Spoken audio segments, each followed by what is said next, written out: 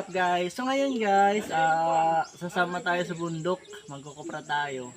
So samahan nyo ako, pupunta tayo ngayon doon. Para alam nyo kung ano meron doon. So yun, umaga pa ngayon, mga 6:30 pa lang siguro. Kaya mga maya maya, alis na kami, punta doon.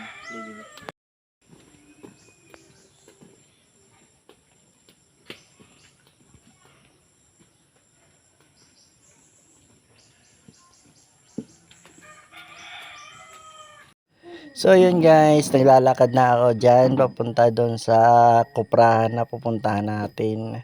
So yan. So yun guys, andito tayo sa ilog. Ang linaw-linaw ng tubig. Iba talaga pag galing sa bundok yung tubig, ang linaw-linaw. At saka ang preskong hangin ang nalalasap lagi pag nandito ka sa probinsya.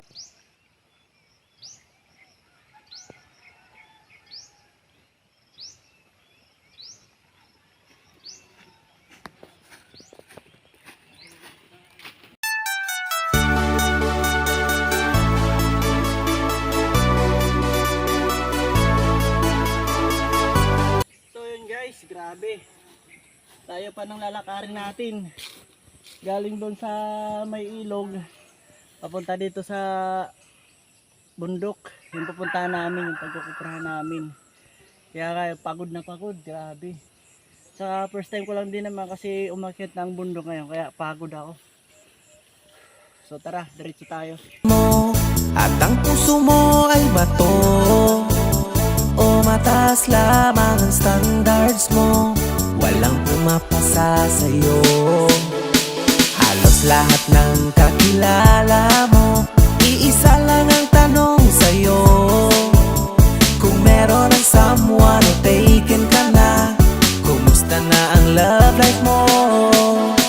Si Bunso at ang pamangkin mo, sila ay married na, habang ikaw naman pag-iwanan.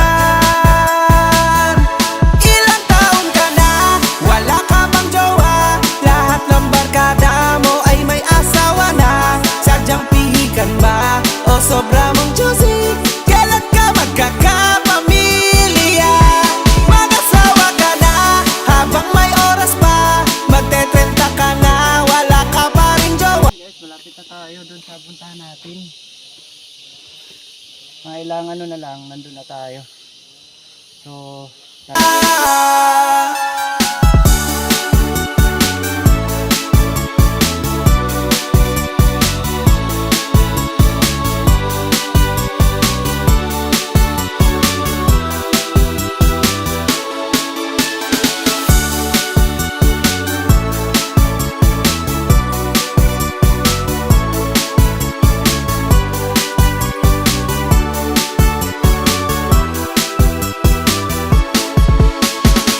pressure ka na rin ng parents mo sa'yo. layo-layo na linakad natin. Pero malapit na. Mga ilang minuto na lang, nandun na rin. Grabe, layo at saka mainit. Tara, tuloy tayo. Mo sa home for the aged ang iyong bagsak, kung walang mag-aalaga sa'yo. Pamangkin mo, sila ay married na, habang ikaw na may napag-iwanan.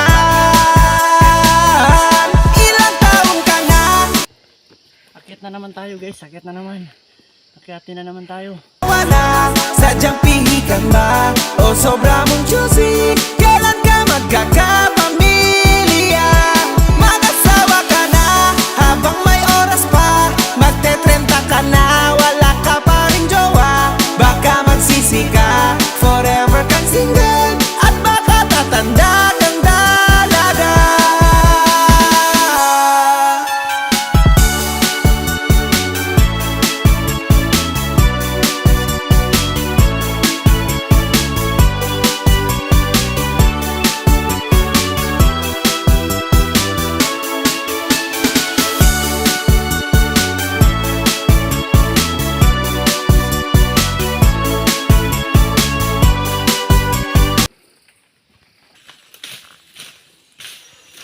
guys, nandito tayo sa pagkukuprahan natin.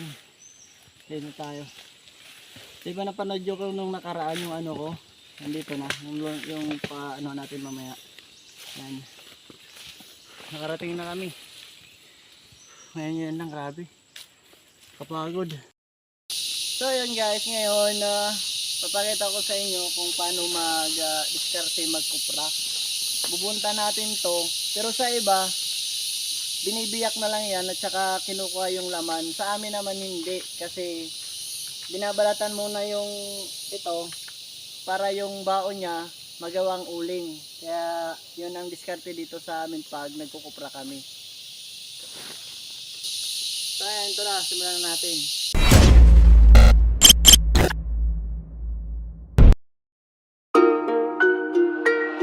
Kamusta? Tsaka na lang. Ano ba ginagawa mo? Tara na. Halika na pumasok dito sa loob ng mundo namin kakaiba. Ito. Kasi ito, pag nabiyak yan, tapos tanggalan ng laman, pwede mo to gawing uling. Yan. Ayaw nang makinig sa amin, di ka kawalan. Lahat ng lutang kang manghamak ay papalagan. Di ka sumama ka sa amin, tara papalagan natin. Mga hindi naniwala, maglalapitan yan sa atin. Magkakapitan yan sa atin, malalaliman yan sa akin. Nauna kang naniwala, mauna kang papalarin. Kaya sige sabayan, mga haragang. Kung sino kumapit ay kakalagan. Sino ba yan at sino ba yan na masalina na kaalaman? Gagabayan, ipapanalangin, katamaran ay kakalabanin. Kamalayan, ibabalasahin, kakayahan ay sasalakayin. Huwag mong hayahan na hamakin kanila. Pagkat sa lawak ng mundo, bugutangin kang iba. Tulayaan mo sila, puro lait at puna, puro galit na una. Mga puki ng ina, ngayon tanong ko lang sa'yo, sasabay ka ba sa agos? Handa ka bang lumaban kahit boses ay mapaos? Kahit nawala sa ayos, nakaposos, nakagapos. Halimo pagkatapos na sumubra pa sa halos. Halika na pumasok dito sa loob ng mundo namin kakaiba. Balik ka ng hinala kung makalang may pake sa sinasabi nila. Huwag mo nang ipilit kami yung sakalang. Dinig ang init ng apoy sa kalan. Ayaw mong makinig sa amin, di ka kawalan. Lahat ng lutang kang manghamak ay papalagan. Nagmagaling yung aking pinamedya. Naaliw nung makitang tinawedang. Bawat linyang tinahe sa eksena. Di nangihiram ng tapang sa serbesa. Mga gusto na matuto rumirekta. Nang ulol ay bigla ang lumipensa. Posisyon na kailangan dumepensa. Kondisyon at babasag ng depensa. Napakasarap ang basag ng mayabang. Tamang-tamang papagana para madagdagan ng kaalaman. Tamang hanap ng paraan para makabanat. Kalayaan, katapangan ay nasaga pagkalabas ng sakalaman. Ang sarili ang kinakalaban ko. Habang aking pake ay hinahanap mo. Hindi nagaguto, wag mong ginagaguto. Masamang pag-uugali, yan yung binabago ko. Halika na't pumasok dito sa loob ng mundo namin kakaiba. Balik ka ng hinala kung makalang may pake sa sinasabi nila. Huwag mo nang ipilit kami yung sakalang. Dinig ang init nung apoy sa kalan. Ayaw mong makinig sa amin, di ka kawalan. Lahat ng lutang kang manghamak ay papalagan. Halika na't pumasok dito sa loob ng mundo namin kakaiba. Balik ka ng hinala kung makalang may pake sa sinasabi nila. Huwag mo nang ipilit kami. Ayun guys, unang-una sa lahat, ang pinaka gusto kong pag nagkukupra kami, lalo na kami nila tatay, lahat kami, ito yung pinaka gusto ko, sa laman ng nyug. Ito masarap to guys, ito yung hinahanap-hanap ko palagi. So masarap to guys, namiss ko to kasi wala to kasi sa Manila kaya dito ako babawi sa probinsya, nandito kasi palagi. Yung minarodo ni Lola ko ni napagod. Kumit niya kalbiro. Tsura. Layag yung minarodo ni Lola. Kumit niya tsura niya kaldero. Halika tayo mo din. Ha? Lubig. Hi. Sabanay paglubog mo lang. Oo, yada ngayon. Big. Kiri ko mga ron. Diri. Kaya ka na balagay. Ayaw. May aram para na mga.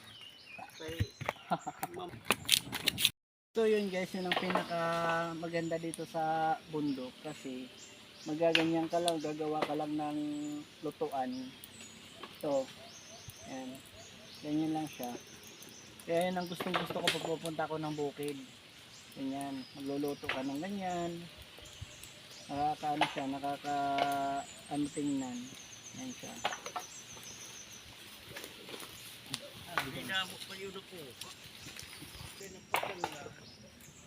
Ano kaya? Yan, pakita pa din. Ano yun ah? Oh, yan. Yan. Ayun na. So yun guys, turuan ko kayo paano dumiskarte, ano ng kod ng nyug na walang gamit na kahit ano.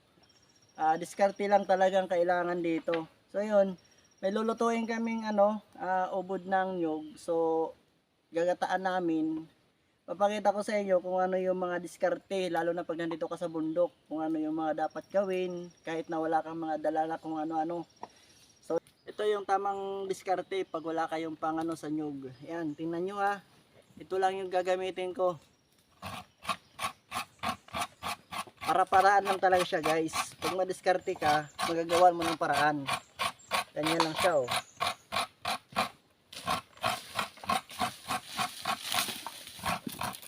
Ito yung ginagamit namin pangkayod sa nyug, lalo na pag nandito ka sa bundok. Ito talaga, to. Kaya magandang pangkayod to sa nyug. Yan.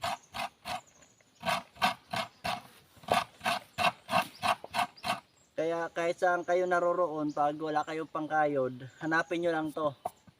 Pwede nyo to gamitin. Tips ko to sa inyo para alam nyo.